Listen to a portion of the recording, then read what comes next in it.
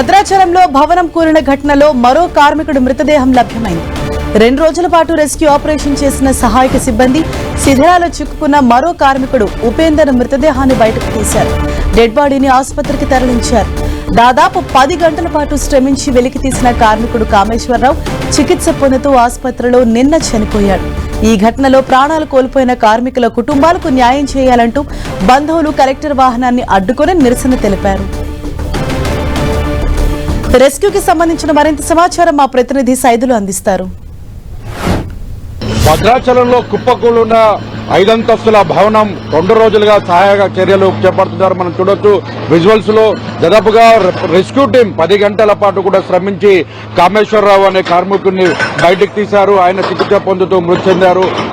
మృతదేహాన్ని కూడా ఇప్పుడే కనుగొన్న పరిస్థితి ఉంది. ఆయన మృతదేహాన్ని కూడా వెలికి తీస్తున్న పరిస్థితి మనం విజువల్స్ లో చూడొచ్చు. అక్కడి నుంచి మృతదేహాన్ని తీసుకొని మొత్తం కూడా స్లాబుల కింద ఇరుకపోవడంతో పూర్తిగా డీకంపోజ్ కావడంతో ఇక్కడ ఉన్నటువంటి వారంతా కూడా ఇబ్బంది పడుతున్న పరిస్థితి కనిపిస్తుంది. ఎమ్మటే మృతదేహాన్ని కూడా ఆసుపత్రికి తరలించిన పరిస్థితి అయితే కనిపిస్తుంది. మొత్తం బిల్డింగ్ సంబంధించిన దాంట్లో కూడా పూర్తిగా డిస్మెటల్ చేస్తున్న పరిస్థితి అయితే కనిపిస్తుంది. ఎన్డీఆర్ఎఫ్ బృందాలకు సంబంధించి దాదాపు 50 మంది విజయవాడ నుండి వచ్చినటువంటి ఎన్డీఆర్ఎఫ్ బృందాలు 50 మంది కూడా పూర్తి స్థాయిలో విధులు ఉన్నారు. అటు సింగరేణి రెస్క్యూ టీం, అదేవిధంగా ఫైర్ సిబ్బందితో పాటు అటు గ్రామ పంచాయతీ, రెవెన్యూ, పోలీస్ సెక్టార్ కూడా పూర్తి స్థాయిలో కూడా దాదాపు 2 రోజులుగా విధుల్లో పాల్గొన్న పరిస్థితి ఉంది. అయితే మొత్తం కలెక్టర్, ఎస్పీ కూడా సంఘటనా స్థలం చేరుకోవడం, ఇక్కడే ఉంటూ వారందరినీ కూడా మానిటరింగ్ చేస్తున్న పరిస్థితి. మరోవైపు శిథిలాల కింద ఉన్నటువంటి ఉపేందర్ మృతదేహానికి సంబంధించిన బంధువులు మాత్రం వారంతా కూడా ఆందోళన కొనసాగించే కలెక్టర్ వాహనాన్ని కూడా అడ్డుకున్నారు. ఇప్పుడే వెలికి తీసినటువంటి మృతదేహాన్ని కూడా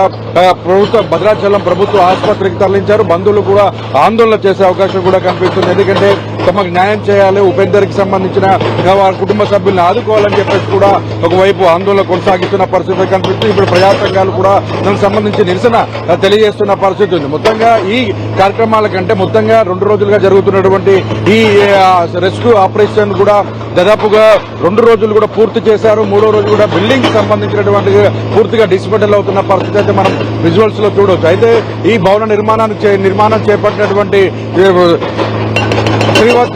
శ్రీపతి శ్రీనివాసరావుకు సంబంధించిన కూడా ఆయన పోలీస్ స్టేషన్ లోనే నేరుగా లొంగిపోయారు. ఆయనను కూడా పోలీసులు రిమాండ్ చేస్తూ కోర్టుకు తరలించారు. దాదాపుగా మొదట 7 ఉన్నారని భావించినటువంటి వారంతా కూడా ఇప్పుడు కేవలం 1 మృతి చెందడం. అదే శ్రీనివాసరావు అంటే మొత్తంగా కామేశ్వరరావు అని దాదాపు 10 గంటల పాటు రెస్క్యూ టీం ఆపరేషన్ మొత్తం పూర్తి స్థాయిలో కూడా వారిని కాపాడే ప్రయత్నం చేసినప్పటికీ ఫలితం లేకుండా పోయింది. అయితే ఇక్కడ జరుగుతున్నటువంటి మొత్తాన్ని కూడా ప్రజలు, భద్రాచలం పట్టణానికి సంబంధించిన ప్రజలు పెద్ద ఎత్తున కూడా తరలి వచ్చి ఇక్కడ జరుగుతున్న రెస్క్యూ ఆపరేషన్ కూడా పరిశీలిస్తున్న పరిస్థితి. మొత్తంగా ఈవోకి సంబంధించినటువంటి కలెక్టర్ వారంతా కూడా పూర్తిగా బాధ్యులు ఎవరైతే ఉన్నారో వారిపైన చర్యలు తీసుకుంటామని కూడా ఇప్పటికే చెప్పడం జరిగింది. కెమెరామెన్ విజయ్తో సైదులు, 10 టీవీ, భద్రాచలం.